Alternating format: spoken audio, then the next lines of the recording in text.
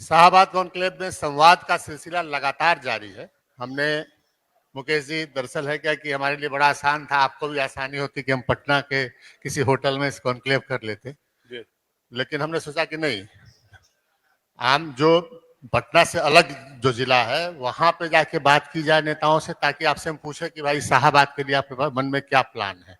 हमने सीमांचल कॉन्क्लेव किया, हमने शाहबाद कॉन्क्लेव आज कर रहे हैं हम।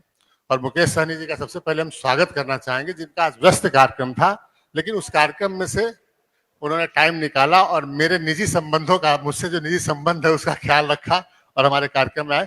बहुत स्वागत है आपका मुकेश। बहुत बहुत धन्यवाद, आपने बुलाया है। पहले तो हमको हाँ बोले क्योंकि पटना में कार्यक्रम था, हमको ऐसा लगा। बाद में जानकारी मिला कि यहाँ तो भी हमने, क्योंकि पुराना आपका हमारा संबंध है, तो मतलब नहीं, आपके लिए स्पेशल आना। और मैं शायद बॉम्बे में था और कल रात को आपके के लिए आए, नहीं तो आज रात को आते हम। मुकेश सहनी जी हम जानते हैं, और दरअसल यहाँ पे जो लोग बैठे हैं और जो लाइव हमारे चल रहा है चैनल पर, उसमें बहुत सारे लोग नहीं जानते होंगे कि मुकेश सहनी जी से हमारा संबंध कितना पुराना है। संभवतः जब मुकेश सहनी जी मुंबई से जब यहाँ पटना आए थे तो उस दौर का संबंध हमसे है आपका। ये कहिए ना कि जब राजनीति में ABCD सीख रहे थे तभी आप मिले। हाँ, तब ठीक है। उस पहला किसी न्यूज रिपोर्टर या एंकर या बड़े संस्था के अगर किसी बड़े चीफ से अगर किसी से मुलाकात हुआ तो आप ही से हुआ। मुकेश सहनी, प्यार भी मिला, लड़ाई भी हुआ, टकराव भी हुआ, बहुत कुछ हुआ। चलिए, मुकेश सहनी से हमारा संबंध रहा और कई मुद्दों पर हमारी मतभेदता रही, लेकिन मैं ये बड़े मतलब इसके साथ कहना चाहूंगा, मुझे खुशी होती है कि मैंने इनके बारे में जो शुरू में आकलन किया था, मैं गलत साबित हुआ, मुकेश सहनी जी सही साबित हुए। नहीं, चलिए, बहुत बहुत मैं समझता था कि एक आप लोग जो लोग बैठे हैं, एक दरभंगा के एक बेहद गरीब परिवार से निकला हुआ एक नौजवान, जिसने अपना मुकाम बनाया मुंबई में जाकर अपने संघर्ष के बूते 700 रुपया की नौकरी करने वाला मुकेश सहनी। मैं नहीं चाहता था कि इनका जो एक बड़ा कारोबार है उस पर असर पड़े, लेकिन इनके मन में जिद थी कि नहीं, हम समाज को बदलेंगे, हमारा कारोबार कहीं जाए कोई मतलब नहीं। और ये जीते, मैं हारा। मैं इस बात को आज मन से, खुले मन से स्वीकार कर रहा हूँ। मैंने कहा था कि नहीं, आप राजनीति में मत आइए, लेकिन उन्होंने कहा कि हम समाज के लिए काम करेंगे। चलिए, बहुत बहुत धन्यवाद। और लोगों ने, मैं उदाहरण बताता हूँ मुकेश सहनी जी, कि लोग समझते हो कि मुकेश सहनी ने बहुत पैसा खर्च किया, लेकिन मैं जानता हूं, उस समय मुझे मालूम है कि आप पैसा नहीं खर्च कर रहे थे, बगैर पैसा खर्च किए अपने समाज को संगठित कर रहे थे। ये 14-15 उस दौर की मैं बातचीत कर रहा हूं। तो खैर मुकेश जी, वो सब बातें याद आ जाती है जब हम लोग बैठते थे घंटों घंटों और बात करते थे। आज हम बात का सिलसिला शुरू करते हैं। ये शाहबाद क्षेत्र है, इतिहास बहुत पुराना है, स्वर्णिम इतिहास है। वीर कुंवर सिंह तो थे ही, उससे पहले की बात करें तो शाहबाद कहा जाता है इसको। शाहबाद मतलब शाहों का शहर, शाह जहां रहते हैं वहां पर। और अब ये समस्याओं से ग्रसित है, जो बिहार में, पूरे बिहार में समस्या आप देख रहे होंगे, वही बाढ़ है, कहीं कहीं सुखाड़ है, पलायन है, बेरोजगारी है, ये तमाम समस्या यहाँ भी देखने को मिलती है। तो आप जिस गठबंधन के अंग हैं, आपके उस महागठबंधन जिसको कहते हैं इंडिया ब्लॉक कह ले, उसके मन में इस बिहार के लिए विजन होगा, इस क्षेत्र के लिए भी क्या विजन है? सबसे पहले शाहबाद की बात कर ले, फिर आगे की बात करेंगे राजनीति की। निश्चित तौर पे कुमार जी, प्रबोध जी, पूरे बिहार में अगर हम लोगों का अगर संकल्प है कि 2 हाथ को रोजगार देना, तो सबसे ज्यादा रोजगार और सबसे ज्यादा फैक्ट्री अगर हम लोग का सपना है, कल्पना है कि हमारे बिहार के लोग दूसरे राज्य में जाके नौकरी ना करे, मजदूरी ना करे, तो उसके 2 हाथ को अगर रोजगार देना है तो ये संभव शाहबाद में ही फैक्ट्री लगेगा तो ही संभव है। क्योंकि आपको मालूम है कि बिहार में बहुत ऐसे जिला जो है लो लैंड है, दरभंगा हो या सहरसा हो, मधेपुरा हो, सीमांचल में बहुत ऐसे जिला है जो बाढ़ के समय में डूब जाता है। और कोई भी फैक्ट्री, कोई भी उद्योग, कोई भी मालिक ऐसे जगह पे उद्योग नहीं खड़ा करेंगे जहां हर साल उनको बाढ़ का सामना करना पड़े। तो हर लोग उद्योग जब भी लगाने की सोच रखेंगे, बड़े फैक्ट्री लगाने की सोच रखेंगे, तो यहीं पे जहां पे बाढ़ ना आता हो, लोड लैंड ना हो, वहां पे वो जब सबसे ज्यादा उनका इंटरेस्ट होगा। और आप जानते हैं कि शाहबाद में बाढ़ का जो है, जो उत्तर बिहार के अनुकूल बहुत कम है। तो मेरा मानना है कि अगर बिहार को अगर डेवलप करना, विकसित करना है, तो शाहबाद को मजबूत करना पड़ेगा। और इसी क्षेत्र में स्कोप भी है कि हम अगर फैक्ट्री खोलते हैं तो यहाँ से कुछ भी अगर प्रोडक्ट बनाते हैं तो दिल्ली जाना है तो आसान है। हम पूर्वांचल उत्तर प्रदेश का एक बड़ा मार्केट को हम कब्जा कर सकते हैं, और इसके लेके हम लोगों को यहाँ पे ज्यादा से ज्यादा फोकस रखने की जरूरी है। और आने वाला समय में, इससे पहले भी लोगों ने किया है, अगर हम फैक्ट्री की अगर बात करेंगे तो इससे पहले भी शाहबाद में काफी अच्छे फैक्ट्री अगर सब लगा, डालमिया अगर सबका अगर हम नाम सुनते तो यही एरिया में बड़ा संख्या में फैक्ट्री लगा है, ना ही कि हम कोसी में सुने हैं कि लगा हुआ है। ठीक है, तो आने वाला समय में किसी कारण, किस कालखंड में कुछ गलती होने के कारण, सही पॉलिसी नहीं रहने के कारण जो आपका शाहबाद का जो गौरव था उसमें कहीं ना कहीं धुंधलापन आया है। लेकिन आने वाला समय में मैं क्लियर हूं कि अगर बिहार को विकसित करना है तो शाहबाद को सबसे पहले विकसित करना पड़ेगा। बहुत शुक्रिया मुकेश सहनी जी। अब शाहबाद की चर्चा, क्योंकि हम शाहबाद की चर्चा कर रहे हैं और आप शाहबाद के विकास की बात कर रहे हैं। हम पार्टी के लेवल पर देखें, जब हमने बताया कि हम आपकी पार्टी को देखते हैं, विकासशील इंसान पार्टी को देखते हैं, तो शुरुआत जो आपकी हुई वो मिथिला और फिर जो तिरहुत का क्षेत्र है वहां पर, फिर आप उधर जो कोसी का क्षेत्र है वहां आप बढ़े। अब लग रहा, जो दिख रहा है हमको, कि इस रीजन में भी आपकी पार्टी का आधार बढ़ता जा रहा है। तो क्या सब किया आपने? देखिए, जहां पानी है वहां मल्ला है। अब पानी तो क्लियर है कि धरती में 3 हिस्सा पानी है, एक ही हिस्सा जमीन है, और जहां पानी है वहां मल्ला है, फिशरमैन है। तो पानी है, इधर से गंगा जी होते हुए बक्सर, उत्तर प्रदेश से होते हुए बलिया होते हुए, बक्सर होते हुए, आरा होते हुए, पटना होते हुए पानी जा रहा है। सोन भी है। तो जहां पानी है वहां मल्ला है, कोई कुछ रहे या ना रहे, जहां पानी है वहां मल्ला है। ठीक है, इस धरती पर खास करके बिहार और इस भारत में 3 लोग आपको सब जगह मिलेंगे। जहां मंदिर है वहां पंडित जी मिलेंगे, यानी कि यूनिवर्स है कि पूरे हिंदुस्तान में जहां मंदिर है वहां पंडित जी है। उसी तरीके से जहां पानी है वहां मल्ला है। और कोई जाति किसी राज्य में, किसी जिला में रहे या ना रहे, लेकिन आपको निषाद मल्ला जो है वो आपको सब जगह दिखेंगे।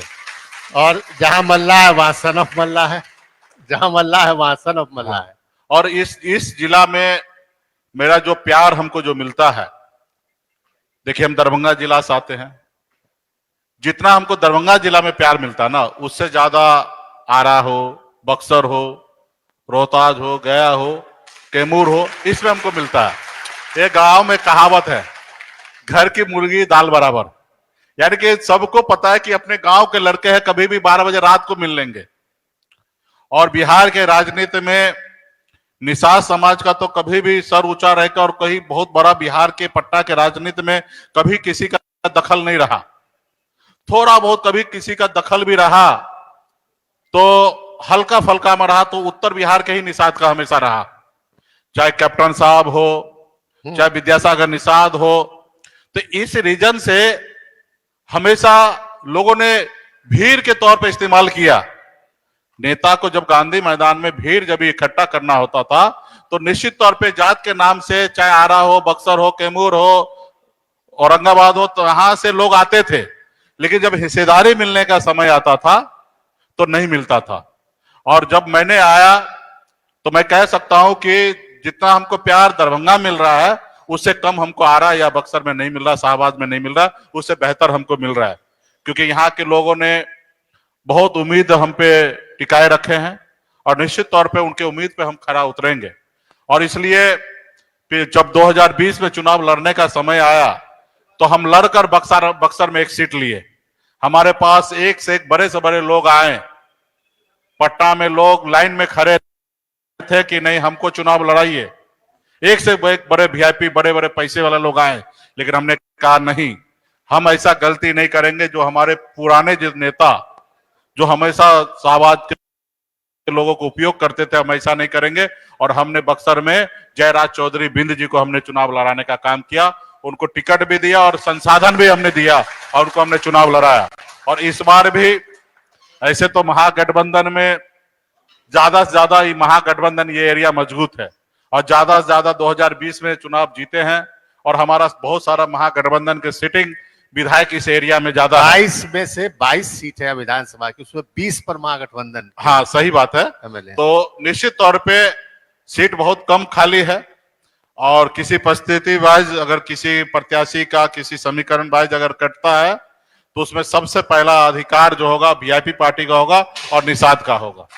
तो खैर वो हम लोग गठबंधन के लोगों करेंगे और इसमें हम लोग चाहेंगे कि वीआईपी पार्टी का जो भी सीट प्राप्त हो उसमें पार्टी का जो कैडर है, कैडर को हम लोग चाहेंगे कि इस एरिया में ज्यादा से ज्यादा जगह हम कैसे बनाए, तो उस पर हम लोग काम करें कि कैमूर वगैरह सब आरा वगैरह सब में कैसे एडजस्टमेंट किया जाए, तो उस पर हम लोग काम करेंगे। ये महागठबंधन की बैठक में जो आपने लिस्ट सौंपी है कि ये हमारी सीट चाहिए, उसमें इधर आरा भरा आसपास के इलाकों का भी सीट हाँ, दिया है बिल्कुल क्या? बिल्कुल ही है सीट, लेकिन इस पे हम लोग सब चीज देखेंगे। सिर्फ सीट लेना नहीं है, जीतना है। तो महागठबंधन से वीआईपी पार्टी अपना सीट लेकर और उसके ऊपर हमारी सोच नहीं होगा। हमारी सोच है सरकार बनाना। यही सोच तेजस्वी जी के पास है, यही सोच राहुल गांधी जी के पास है, यही सोच जो लेफ्ट के साथी है उनका भी यही सोच है कि हम लोगों को जीतने वाले कैंडिडेट को मौका देना है। और दूसरा, जो पार्टी के साथ मजबूती से खड़ा हो, जो ये नहीं कि चुनाव के बाद बिक जाए, तो ऐसे लोगों से बच के रहना है। क्योंकि निश्चित तौर पे हम भारतीय जनता पार्टी से लड़ रहे हैं। अब भारतीय जनता पार्टी का पिछले 11 साल में उनकी ताकत जो है वो बहुत बढ़ चुका है। वो 100, 150, 200 करोड़ रुपया देकर एक विधायक सांसद को खरीदना उनके लिए कोई बड़ी बात नहीं है। किसी अभी देख रहे हैं अपने महाराष्ट्र में ऑपरेशन लोटस करके 3,000, 4,000 करोड़ रुपया खर्च करके वहां के सरकार को गिरा देना। तो ऐसे जगह पे जब पार्टी का कैडर होगा, विचार से मजबूत होगा, वही व्यक्ति रुकेंगे।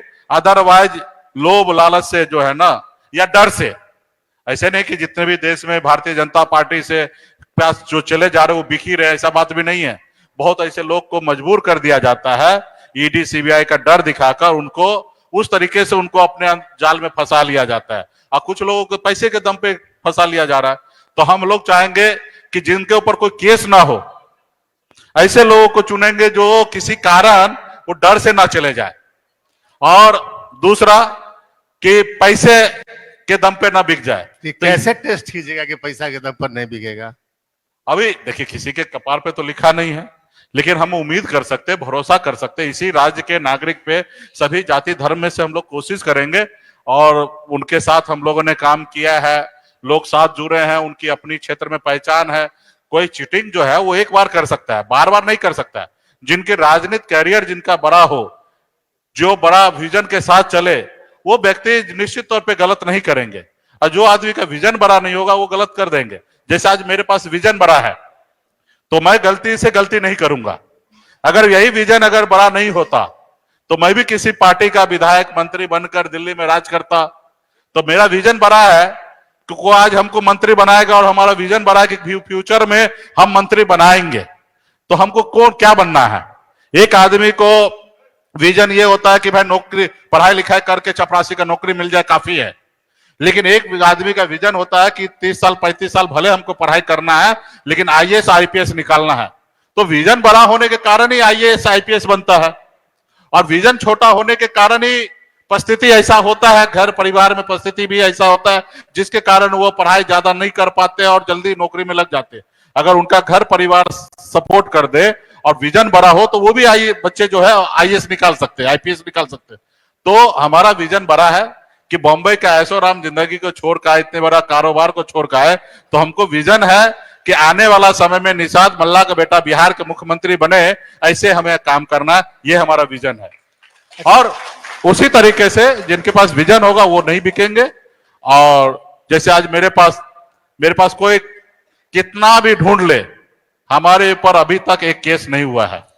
एक जो चुनाव आयोग का जो केस होता है उसके अलावा आज तक कोई केस नहीं हुआ। हमारे पास कोई चीज नहीं है, कोई हमको डरा धमका भी नहीं सकता कि चलो कल हम आपको जेल भेज देंगे।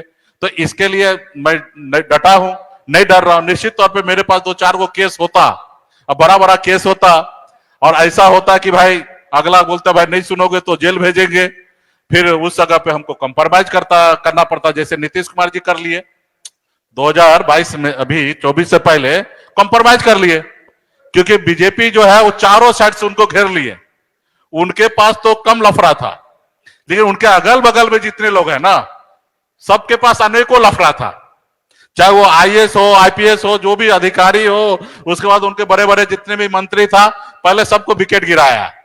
एक दो आदमी को जेल भी भेज दिए, एक मैसेज दे दिए कि नहीं सुनोगे तो तुम भी जेल जाओगे। फिर लास्ट में नीतीश जी सोचे कि ये उम्र में बुढ़ापा में कहां गंजन करवाए, कहां जेल में जाके आराम करे, इससे अच्छा भाजपा के साथ ही आराम करते हैं। क्योंकि जो भाजपा के साथ कंप्रोमाइज नहीं कर पाते हैं, तो आपने देखा एक दलित का बेटा, आदिवासी का बेटा को हेमंत सोरेन जी को जेल भेज दिया, एक मुख्यमंत्री को, केजरीवाल जी को उल्टा सुल्टा आरोप लगा के जेल भेज दिया। तो ये भारतीय जनता पार्टी का काम करने का स्टाइल है। आपके बारे में भी चर्चा होती है कि आप भी बीजेपी से संपर्क में रहते हैं, लगातार ये चर्चा होती रहती है मुकेश सहनी जी। देखिए, संपर्क में हम क्यों रहेंगे किसी के साथ? लोग हम पे, हमारे संपर्क में लोग रहते हैं, हम किसी का इंतजार नहीं करते, लोग मेरा इंतजार करता है। क्योंकि मेरे पास नाव है, वही नाव है जब केवट महाराज भगवान राम जी को पार लगाए थे, वही नाव मेरे पास है।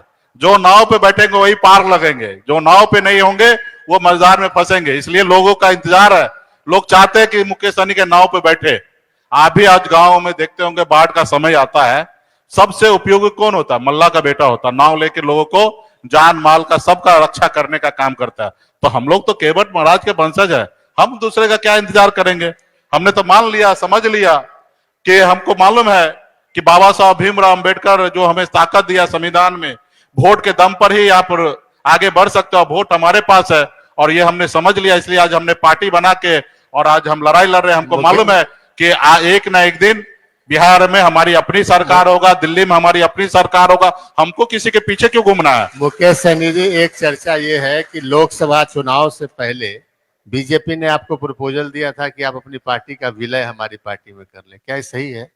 नहीं, लोकसभा से पहले नहीं, जैसे बिहार विधानसभा खत्म हुआ और उसके बाद सरकार का चाबी मल्ला के हाथ, बेटा के हाथ में आ गया। क्योंकि मुझे नाराज होने का मतलब सरकार गिरना, अगर हमारे 4 विधायक निकल जाना मतलब सरकार गिर जाना। तो इस बात से वो डरे भी थे और वो कोशिश करते थे कि ऐसा उनका प्रोपोजल था कि आप पार्टी अपना मर्ज कर लीजिए बीजेपी में, अगला जो बिहार का मुख्यमंत्री का चेहरा होगा वो हम आपको बनाएंगे और आप हमारे साथ आ जाइए। उसमें उनका ये सोच था कि भाई इनके 4 विधायक है, कभी भाग गए तो सरकार गिर सकता, और मुकेश सहनी अति पिछड़ा समाज से आते, इनका अपना एक वोट बैंक है, इनके लोग हमारे इनके साथ हैं। और उसके बाद जननायक कर्पूरी ठाकुर जी के विचार को लेकर चल रहे हैं, जिसकी राज्य में 37% वोट है और अति पिछड़ा में तेज तरार है, बंबई जैसे शहर में रहे। तो ऐसे पार्टी को अगर हम अपने पार्टी में स्टेब्लिश कर लेंगे तो इन्हीं के नाम पे फ्यूचर में बिहार में सरकार बनाते रहेंगे। तो उनका ये सोच था और ये सोच उनका अच्छा था, क्योंकि मल्ला का बेटा का पावर उनको दिख रहा था। तो फिर मेरा ये था कि हम पार्टी मर्ज कर लेंगे, लेकिन ये पार्टी सिर्फ मेरा नहीं है, कई लाख निषाद का बेटा ने संकल्प लेके गांधी मैदान में आके 2018 में 4 नवंबर को पार्टी बनाया, और संकल्प यही था कि निषाद को रिजर्वेशन हो। और कई बार मोदी जी और अमित शाह जी भी वादा कर चुके हैं कि हम रिजर्वेशन करेंगे, क्योंकि बंगाल में आरक्षण है, दिल्ली में आरक्षण है, तो बिहार में भी होना चाहिए। तो हमारा यही था कि आप आरक्षण लागू कर दीजिए, फिर हम अपनी पार्टी को मर्ज कर देंगे। जब तक आरक्षण लागू नहीं होगा तो मेरे लिए बहुत टफ होगा कि पार्टी मर्ज करना, क्योंकि ये पार्टी मेरा नहीं है। हाँ, आरक्षण लागू कर देंगे तो हम अपने लोगों को कन्विंस कर लेंगे कि भाई बीजेपी आपके साथ बड़ा उपकार किया है और बड़े दल के साथ चलते हैं, क्योंकि वो आपको रिजर्वेशन दिया, क्योंकि यहाँ से आपके आने वाले बच्चे जो होंगे वो आईएएस बनेंगे, आईपीएस बनेंगे, डॉक्टर बनेंगे, इंजीनियर बनेंगे, और ये बोल के हम अपने समाज को कन्विंस कर सकते हैं। तो उनका कहना था नहीं, पहले आइए फिर सोचा जाएगा। हमारा कहना था कि नहीं, हमारा पहले रिजर्वेशन, उसके बाद सोचेंगे, और हम ये नहीं कर सकते, पार्टी मर्ज नहीं कर सकते। तो उनको लगा कि भाई इनका पार्टी तोड़ लेते हैं, नहीं तो ये आगे आने वाले समय में आज 4 बनाया, कल 40 बनाएगा, कल 125 बना के खुद बिहार में मुख्यमंत्री बन जाएगा, तो इसको खत्म करो। क्योंकि समाज को आजादी से लेकर अब तक अपने पैरों तले दबा के रखा था, नहीं चाहता था कि गरीब अति पिछड़ा का बेटा बिहार का मुख्यमंत्री या बड़े पावर में आए और अपने हिसाब से काम करे। तो उन्होंने वही षड्यंत्र के तहत हमें, हमारी पार्टी को तोड़ दिया, हमारे विधायक को खरीद लिया, जो सरकार हमने बनाया उस सरकार से हमको बाहर कर दिया। तो कोई फर्क नहीं पड़ता, हौसला है। मुंबई जैसे शहर में जाके 2000 किलोमीटर दूर जाके कामयाबी का झंडा जब मैं गाड़ सकता हूं, तो बिहार तो अपना प्रदेश है। मैं भी दशरथ मांझी जी के जैसे हमने संकल्प लिया है, जब तक भाजपा को तोड़ेंगे नहीं तब तक छोड़ेंगे नहीं, जब तक हम अपनी मंजिल को प्राप्त नहीं कर लेंगे, जब तक कामयाबी नहीं कर लेंगे, तब तक चैन से नहीं बैठेंगे। चाहे वो उसके लिए 2 साल लगे, 4 साल लगे या 10 साल लगे, हम देने के लिए समय, मेरे पास समय भी है। मैं भी 44 साल की उम्र में हूं और हमको भी कम से कम अभी मोदी जी 75 की उम्र में भी काम कर रहे हैं, तो हमको तो कम से कम अभी 31 साल बचा हुआ है और निश्चित तौर पे समय है और आने वाले समय में काम करेंगे। तो मुकेश सहनी एक दिन बिहार के मुख्यमंत्री बनेंगे, ये आप कह रहे हैं? देखिए, कब क्या होगा तो मैं नहीं कह सकता, मेरे नसीब में क्या है। मैं मुख्यमंत्री बनने का सपना देख के मैं जी नहीं रहा हूं। मैं जरूर ये सपना देख रहा हूं कि मेरे आने वाला पीढ़ी बिहार का मुख्यमंत्री बने, और रहा कि कब क्या होगा इस तो नहीं कह सकते हैं। लेकिन अभी डिप्टी सीएम बनेंगे आप? अभी डिप्टी सीएम बनेंगे, 2025 में फुट्टा गाड़ कर डिप्टी सीएम बनेंगे। महागठबंधन ने मान ली आपकी शर्त, मान ली कि डिप्टी सीएम आपको बनाएंगे? महागठबंधन को दिक्कत क्या है भाई?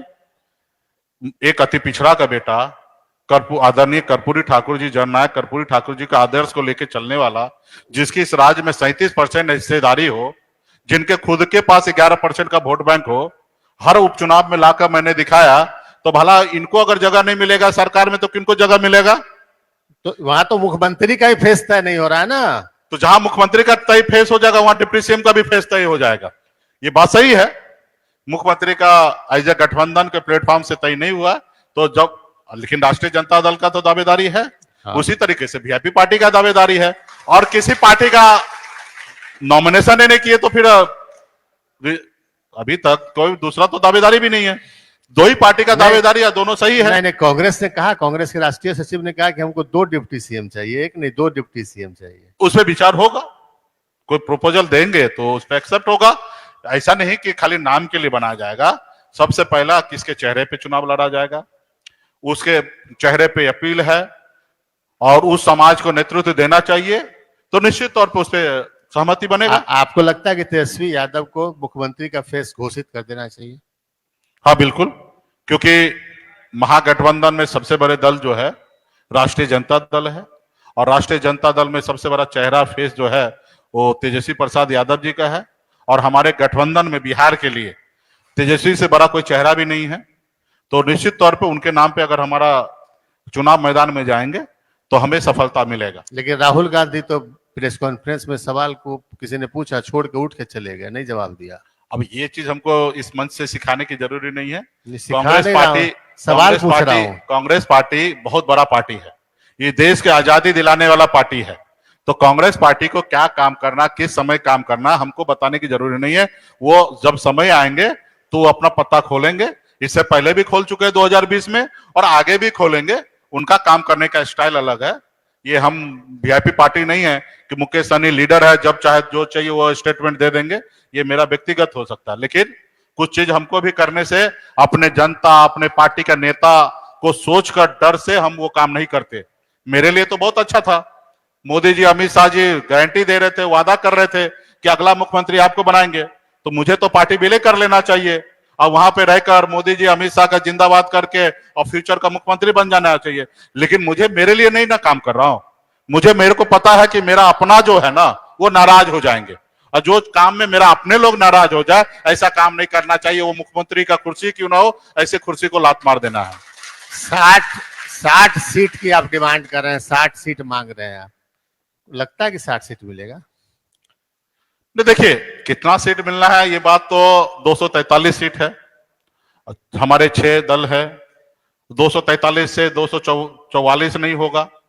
और किसी पार्टी, सब पार्टी अपना दावा पेश करते कि हमारा पार्टी इतना मजबूत है, इतना स्ट्रांग है, तो मीडिया में बोलने के लिए, टीवी में बोलने के लिए सब सही है। सभी पार्टी को बोलना चाहिए कि मैं अपने आप को बब्बर शेर है, लेकिन अंदर आत्मा को भी पता है कि मेरे पार्टी के पास जनाधार को है, वोट क्या है, हमको वोट देने वाला कौन है। आपके अंतरात्मा को क्या पता? हमारे अपने अंदर आत्मा को पता है कि मेरे वीआईपी पार्टी का कोर वोट निषाद समाज जो है, निषाद समाज के 22 उपजाति है, बिन बेलदार, नुनिया, मला, चाय, तियर, बनपर। हमको पता है कि कुमार प्रबोध जी हैं, चुनाव के टाइम में वोट देंगे कि नहीं देंगे मुझे नहीं पता है। आप हो सकता पार्टी के नेता में है और आप अपना वोट दे दीजिएगा, वहां तक हम मान लेंगे कि दे दीजिएगा, लेकिन आप ये बताइएगा कि हमारा, आपके परिवार के लोग हमको वोट दे रहा, तो हम ये बात नहीं मानेंगे। हमको पता है कि मेरा अपना कोर वोट है ना, जो 11% वो हमारे साथ है, 100% हमारे साथ है। उसी तरीके से हमको पता है कि आरजेडी के साथ एक कोर वोट है, वो है खड़ा। लेकिन किस पार्टी के साथ कौन वोट है, ये बात हमको बोलने की जरूरी नहीं है। उस लीडर को पता है कि मेरे साथ कौन वोट है। तो सीट मांगना सारा चीज सबका अपना अपना जगह पे सही है। सब पार्टी अपने आप में क्लेम करना चाहिए कि मैं बहुत मजबूत हूं, बब्बर शेर हूं, लेकिन इंटरनल सबको पता है कि अपने पैर में क्या ताकत है। तो मेरे पैर में क्या ताकत है मुझे पता है। मुकेश सहनी का जहां पैर है वहां सरकार बनना गारंटी है। और 2020 में हमने ये साबित करके दिखा दिया है, और 25 में भी जहां हम हैं वहां सरकार बनेगा। अब वो नहीं मानेंगे तो क्या करेंगे? नहीं मानने का क्या है, नहीं मानने का कोई सवाल ही नहीं पैदा होता है। इतना तो गुना भाग में, गणित में कमजोर हमारे गठबंधन का कोई नेता नहीं है। हमारे गठबंधन में ऐसा कोई भी नेता, चाहे मैं खुद ही हूं, इतना हमको पता है। लड़ने के लिए तो मैं भी 243 लड़ सकता हूं, लेकिन मुझे पता है कि रिजल्ट जो है ना वो 0 होगा। हम किसी को हरा देंगे ये बात सही है, लेकिन हमारे खुद का रिजल्ट जो है 0 होगा। उसी तरीके से मेरे महागठबंधन में जितने भी दल है सब लोग 243 लड़ सकते हैं, कोई किसी को कोई रोक नहीं सकता। लेकिन लड़ने के बाद है ना, कोई 0 होंगे और कोई भी होंगे तो 2 अंक पूरा नहीं कर पाएंगे। अच्छा। एक ही अंक में रहेंगे। तो इससे अच्छा कि हम लोग गठबंधन इसलिए कर रहे हैं कि कुछ जगह हमको लोग मदद करेंगे, कुछ जगह हम उनको मदद करेंगे, और जब ये होगा तो हम ज्यादा से ज्यादा सीट जीत जाएंगे और हमारी सरकार बन जाएगा। तो ये गुना भाग का कोई गलती नहीं कर सकता। और इससे पहले तो 2020 में वो गलती हो चुका है, थोड़ा सा गलती हमसे भी हुआ है। पीठ में खंजर वाला वाकया हाँ। फिर से हो जाए तो फिर क्या होगा? तो 2020 में कोई एक बार गलती करता है ना, बार बार तो नहीं कर सकता ना। एक बार मालूम है आप गाड़ी चला रहे हैं, आंख बंद हो गया तो आप गाड़ी ठोक दीजिएगा।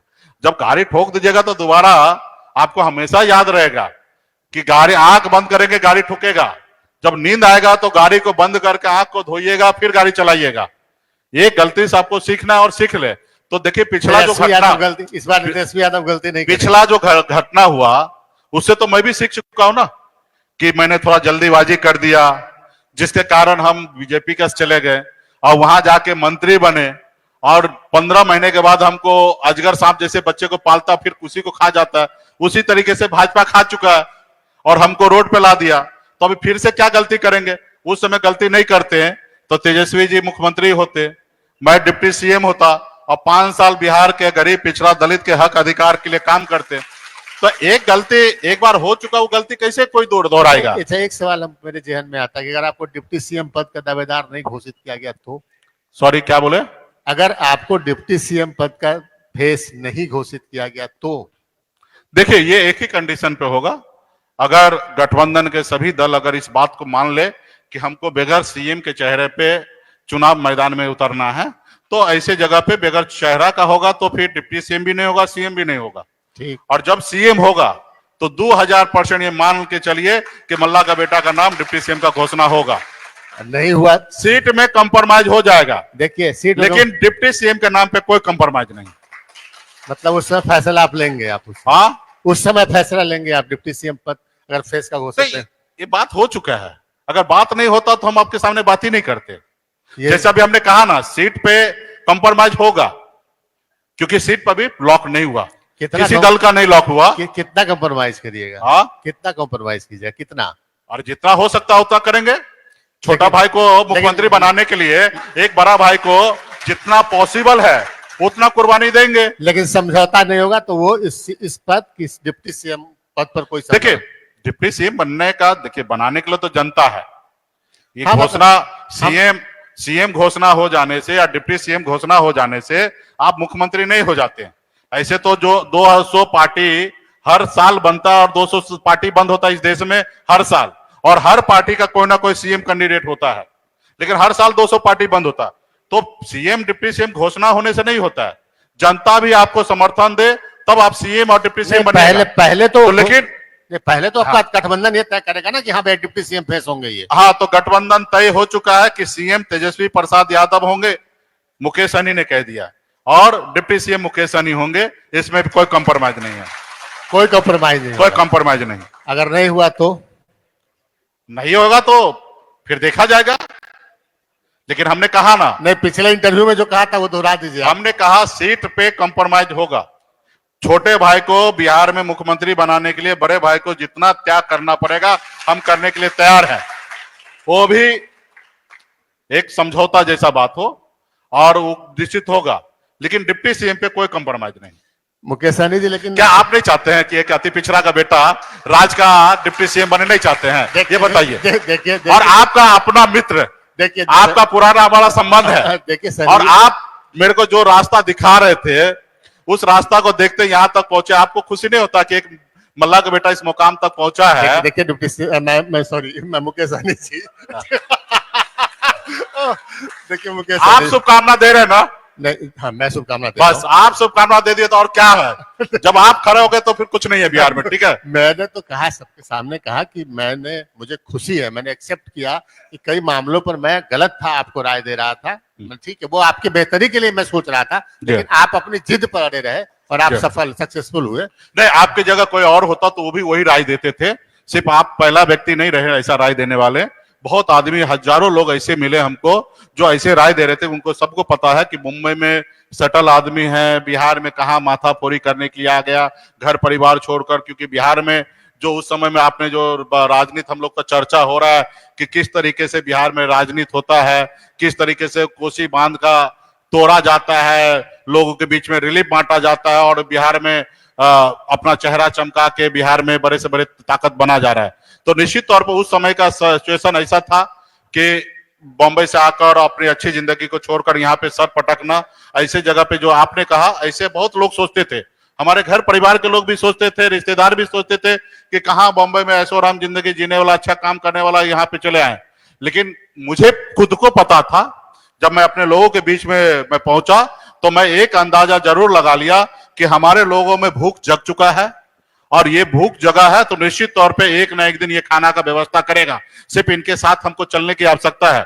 और मैं अपने आप में, मुझे भरोसा था कि जब गांव से निकलकर मुंबई जैसे शहर में वहां पे जब कामयाबी का झंडा गाड़ दिए तो बिहार में भी मेरे लिए कोई टफ नहीं होगा, यहाँ पे हम लड़ाई जीतेंगे, भले उसके लिए समय लगेगा, और मैंने दिया नहीं पेशेंस के साथ। हाँ, ये मानता हूं मैं, लेकिन हम ये जानना चाहते हैं कि विधानसभा चुनाव सामने है, आपके गठबंधन में अभी तक सीट के बंटवारे की मतलब कोई प्रक्रिया शुरू, लगता है कि आप लोग ने प्रारंभिक बात की, उसका कुछ हुआ ही नहीं है, कब तक आप सीट शेयरिंग करेंगे? देखिए, सब बात जो है मंच पे से नहीं बोला जाता है, और हमारी रणनीति अगर दुश्मन को पता चल जाए तो घेर लेगा हमको, और जब वो चारों साइड से वो घेर लेगा युद्ध के मैदान में तो हम तो हार जाएंगे। तो बहुत ऐसे रणनीति जो है ना, वो समय आने पे बताया जाएगा। और आपको मैं कह दूं कि गठबंधन में 90% क्लियर है, 10% समय आ जाएगा, वो हम कर लेंगे। वो घड़ी कब आएगी? बहुत जल्दी आ जाएगा, एनडीए से पहले आ जाएगा। आप तो देखिए, एनडीए में तो कुछ नहीं बात हुआ। एनडीए में आप देखे होंगे वहां के सभी नेता लोग कह रहे हैं कि अभी बात भी नहीं चालू हुआ। अभी अमित शाह जी 3-4 दिन पहले आए, नीतीश जी से मिले हैं, उसके बाद हमको लगता है बात चलता होगा। और हम लोगों को तो, अगर आदरणीय राहुल गांधी जी का वोटर अधिकार यात्रा या तेजस्वी जी का यात्रा अगर नहीं निकल पाते तो अभी तक क्लियर हो गया रहता। अभी आप देख रहे हैं कि एक 1 to 1 हम लोगों का कोई ना कोई कार्यक्रम सहयोगी दल के द्वारा हो रहा है, तो इसलिए पटना में बैठने का कब अवसर मिल रहा है, तो इसलिए नहीं तो अभी तक हो गया रहता हमारा। आप देखेंगे कई राउंड हम लोग मीटिंग कर लिए, एक एक सीट पर चर्चा करते रहे, और बहुत बार ऐसा होता कि हम लोग बैठते हैं, चर्चा करते हैं, हम मीडिया में नहीं देते हैं, और क्या देना है, जब इंटरनल बैठ रहे हैं तो क्या चर्चा करना है, ठीक है। तो हमारा इंटरनल बहुत सारा चीज हो चुका है, आने वाला समय में समय रहते हुए हम कर लेंगे। अभी बताइए कि एक सीट है, वहां पे आरजेडी के लोग भी तैयारी कर रहे हैं, वीआईपी के लोग भी तैयारी कर रहे हैं, लेफ्ट के लोग तैयारी कर रहे हैं, कांग्रेस का लोग तैयारी कर रहे हैं। आज मैं अगर वहां पे अनाउंस कर दूं, घोषणा कर दूं कि मेरा इस सीट पर बीके सिंह जी है जो यही कैंडिडेट है, तो आप बताइए जो हमारे सहयोगी जो कर रहे हैं उसमें नाराजगी होगा। वहां पे जो कैंडिडेट पहले से है वो कहीं गुस्से में आएंगे, अभी उनके पास समय होगा, दूसरे दल में चले जाएंगे, और जब दूसरे दल में चले जाएंगे तो हमारे लिए नुकसान होगा। लेकिन हम लोग क्या करेंगे, अंतिम आवर में हम नेता को मनाएंगे, समझाएंगे, अंतिम आवर में नाम घोषणा करेंगे, वो उठेंगे, हम मनाएंगे, और उनके पास भी ज्यादा विकल्प नहीं रहे, क्योंकि अभी देंगे तो उसके पास बहुत विकल्प हो जाएगा। आखिर कब तक, कौन सी वो डेट तिथि है जिसमें आप घोषणा कर देंगे? हमको कुछ बताइए, समझा दीजिए पब्लिक, यहाँ लोग बैठे। मैं जो सोच रहा हूँ, राज्य में आचार संहिता जो है ऐसे कभी भी लग सकता है, अक्टूबर के फर्स्ट वीक में लगेगा। हाँ, अक्टूबर में 3 तारीख से लेकर 8 तारीख के बीच में लगना है। हम लोगों को जो मोटा मोटी जो गणित समझ में आ रहा है, क्योंकि 22 नवंबर से पहले सरकार बनना है, तो हम लोग उम्मीद करते कि इस महीने में ही सेटल कर लेंगे, आपको लग रहा दशहरा है? में ही सेट कर लेंगे। नहीं, हमारे जहन में एक आता है सवाल कि भाई 70 सीट कांग्रेस मांग रही है, 60 मांग रहे हैं आप, 130, 40 मांग रहे हैं वो सीपीआई एमएलए, 170 उसका सीपीआई सीपीएम का है। तो वो लगता है आरजेडी को तो 50 सीट पे आप लोग नहीं छोड़ रहे हैं। देखिए, सब सीट जितना लोग मांग रहे सब में कम होना है, चाहे वो वीआईपी हो या कांग्रेस हो या लेफ्ट के साथी हो या आरजेडी हो, सबको अपना अपना कम करना पड़ेगा। और ये संभव जब होगा 70 या 60 या 125, ये सब कब पूरा होगा? जब 300 सीट हो जाएगा बिहार में, तब पूरा होगा। अभी तो 243 है, तो इसमें सब पार्टी को कम करना पड़ेगा और कम करेंगे हम लोग। मुकेश सहनी जी, आपने बहुत व्यस्त समय से हमारे लिए समय निकाला है, लेकिन हम आखिर में एक सवाल हम आपसे ये पूछना चाहेंगे कि अगला अभी जो चुनाव परिणाम किस नजरिए से देखते हैं? क्या कुछ आप जो है मतलब एक्सपेक्ट करते हैं कि क्या चुनाव परिणाम हो सकता है? देखिए, मैं जो परिणाम जो मैं देख रहा हूं, मैं 175 का टारगेट मैं देख रहा हूं, 175। और बिहार में नीतीश कुमार जी 20 साल से शासन चलाए हैं। गांव गांव में लोगों को पता चल चुका है कि नीतीश जी अभी फेस नहीं है। नीतीश जी पहले फैक्टर हुआ करते थे और 2015 तक वो बिहार में फैक्टर रहे, लेकिन 20 आते आते आप देखिएगा तो जैसे तैसे उनका सरकार बना। और अभी 20 और 25 में देखिएगा तो पूरे बिहार में नीतीश जी को लोग पलटू चाचा कह रहे हैं। दूसरा कि लोगों को ये बात पता चल चुका है कि नीतीश जी अस्वस्थ हो चुके हैं, तबीयत उनका खराब है। और अभी बिहार सरकार जो है ना, नीतीश जी नहीं चला रहे हैं, ब्यूरोक्रेट चला रहे हैं। अब ब्यूरोक्रेट जो है ना, वो अच्छा चला नहीं सकते हैं। हाँ, नेता जब अच्छा रहे, शासन करने वाला व्यक्ति अच्छा हो, तो ब्यूरोक्रेट भी अच्छे से काम करेंगे। और जब ब्यूरोक्रेट को पता चले कि भाई हमारा जो ऊपर वाला जो बॉस है वो हमको देख ही नहीं रहे, तो वो अपने हिसाब से फिर चलाने लगते हैं। और आज बिहार में भ्रष्टाचार फैल चुका है। एक गांव में जाइए, एक सीओ बीडीओ बेगर पैसा लिया कोई काम नहीं करता है। थाना ब्लॉक में जाइए, वहां पे कोई सही काम नहीं हो रहा। यहाँ पे दारू जो है होम डिलीवरी हो रहा है। तो ये बिहार के हर गांव को ये बात पता चल चुका है। और नीतीश कुमार जी अस्वस्थ हो गए, ये भी लोगों को पता चल चुका है। और सामाजिक न्याय के लिए सबको पता है कि अगर लालू जी के बाद अगर लोगों ने भरोसा किया तो भाजपा पे भरोसा नहीं किया, लाल कृष्ण आडवाणी पे भरोसा नहीं किया, वो नीतीश जी पे भरोसा किया। और नीतीश जी के बाद वहां पे कोई लोग नहीं है कि नीतीश जी का जो जगह ले सके। वहां पे सबको पता है कि नीतीश जी के जाने के बाद वही पहले वाला राज आएगा, जिसमें लोग तो कहने के लिए कह देते हैं कि राम राज है, लेकिन सच में गरीब पिछड़ा का शोषण करने वाला वो राज कहलाता है। तो ऐसे जगह पे लोग जो है, जो लालू जी को मानने वाले लोग हैं, जो कर्पूरी ठाकुर जी को मानने वाले लोग हैं, जब बाबा साहब भीमराव अंबेडकर को मानने वाले लोग हैं, जो नीतीश कुमार जी को मानने वाले लोग हैं, वो बीजेपी को कतई वोट नहीं देगा। वो महागठबंधन को तेजस्वी जी के नाम पे वोट देंगे, मुकेश सहनी के नाम पे वोट देंगे और अपनी सरकार बनाएंगे। धन्यवाद मुकेश सहनी जी। अब हम देखेंगे जब चुनाव परिणाम आएगा कि आपका 175 वाला टारगेट कहाँ आता है, 75 आता है कि 175 आता है। अरे कौन बोल रहा, वो तो सुनिए, मल्ला का बेटा बोल रहा है। समझ गए ना? आप नाव मेरे पास है। आप नाव पार कराइएगा कि बीच मझधार में डुबा दीजिए? नाव कभी बीच मझधार में फंसाता है क्या?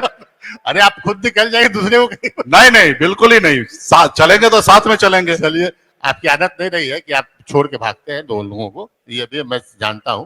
तो बहुत धन्यवाद, आप हमारे कार्यक्रम में आए और हमारे लिए समय दिया, पटना से आए। और हमारी शुभकामना आपके साथ है कि आपका राजनीतिक जो पार्टी, आपका राजनीतिक भविष्य जो है वो बेहतर हो। बहुत बहुत धन्यवाद मुकेश सहनी। बहुत बहुत धन्यवाद। बहुत। पनोरमा ग्रुप, जो सोचता है वो करता है। आपके अपने सपनों का आशियाना। ये लो मुंह मीठा करो, आज मैंने अपना जॉब छोड़ दिया। अब हम पूर्णिया वापस जाएंगे। जॉब छोड़ दिया है? मतलब ये घर कैसे चलेगा? हम करेंगे क्या? और माँ बाबूजी क्या बोलेंगे? इसलिए मैं एक और मिठाई का डब्बा लाया। अपने बिजनेस के लिए लोन अप्रूव हो गया।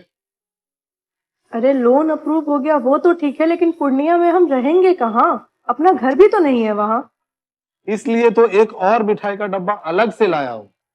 हमने पूर्णिया में घर ले लिया है, पूर्णिया के ई होम्स पैनोरमा में। पूर्णिया में पैनोरमा ग्रुप लेकर आए हैं ई होम्स पैनोरमा। बड़ा घर, आलीशान जिंदगी और अत्याधुनिक सुविधाओं के संग। अरे अरे, अब क्यों मुंह मीठा करवा रही हो? क्योंकि हम घर वापसी जो कर रहे हैं। घर वापसी की खुशी पूर्णिया में ई होम्स पैनोरमा के संग। ई homes panorama, luxurious, lifestyle redefined.